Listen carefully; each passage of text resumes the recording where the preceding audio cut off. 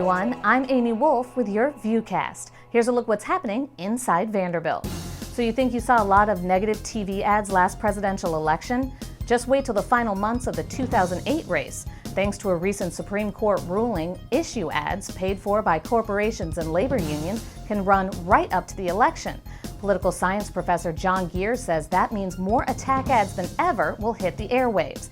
And contrary to popular opinion, he says that's not such a bad thing. And what I mean by that is that negative ads have lots of things to recommend themselves. They tend to be about issues, they tend to be specific, they tend to actually have some documentation in them, where the positive ads tend to be very fluffy and not very specific. So voters have an opportunity to learn a great deal from these ads, and I don't think commentators in particular appreciate that, and they tend just to go negative, so to speak, on the negative ads, and that's probably counterproductive. Gears should know he wrote a book on the subject called In Defense of Negativity, Attack Ads in Presidential Campaigns. You can read more of Gears' opinions on the presidential race by clicking on Election 2008. From the presidential battlefield to the boys of summer, baseball that is, how about those Doors? Vanderbilt wins it. What a come-from-behind victory. They won the SEC championship and hosted a regional college World Series before falling to Michigan. But Vanderbilt still came out with a winner. With the first selection in the first round of the 2007 first-year player draft, the Tampa Bay Devil Rays select David Price, a left-handed pitcher from Vanderbilt University, Nashville, Tennessee. And talk about winners, Our Lady Bowlers made Vanderbilt history when they won this school's first national championship. That honor also got them an invite to the White House. Take a close look at Athletics Media Relations Director Rod Williamson.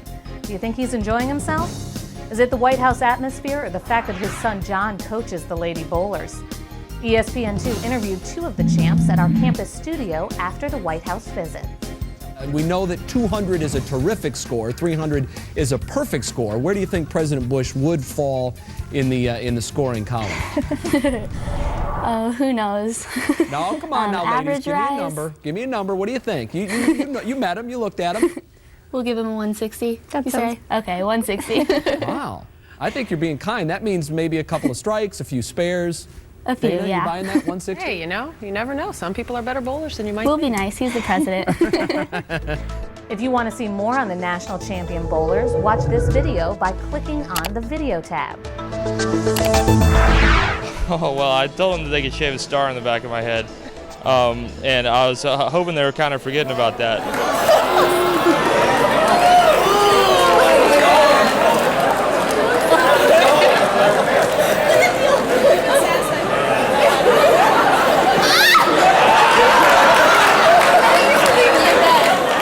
I would like to present the 2007 National Collegiate Women's Bowling Championship Trophy to Vanderbilt University. Now here's a quick look at some VUCast hotspots. Feel like listening to a former astronaut or finding out why dark matter, well, matters? Just go to the VUCast podcast link and listen to Stellar Conversations created by the stargazers at the Dyer Observatory. We all love our iPods. Now Vanderbilt is partnering with iTunes. Find out how by clicking on iTunes U under Campus News. Want a little Vandy news with attitude? Check out Blog View and read about what's happening at Vanderbilt from a different perspective.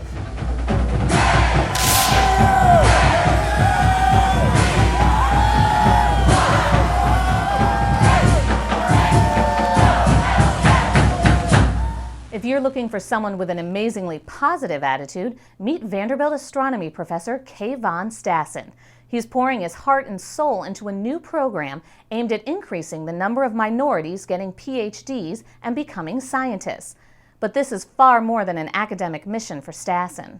I'm the son of a Mexican immigrant, and I was raised by a woman who came to this country believing that the opportunities that would be available here would allow her child to excel and reach peaks that she could only dream of. But more importantly, she viewed it as a new American, that it was a patriotic duty to identify social problems that needed tackling and for me to make a contribution. You can see the full story on VUCast by clicking on videos at vanderbilt.edu/news. That's the latest Vanderbilt news from VUCast. I'm Amy Wolf.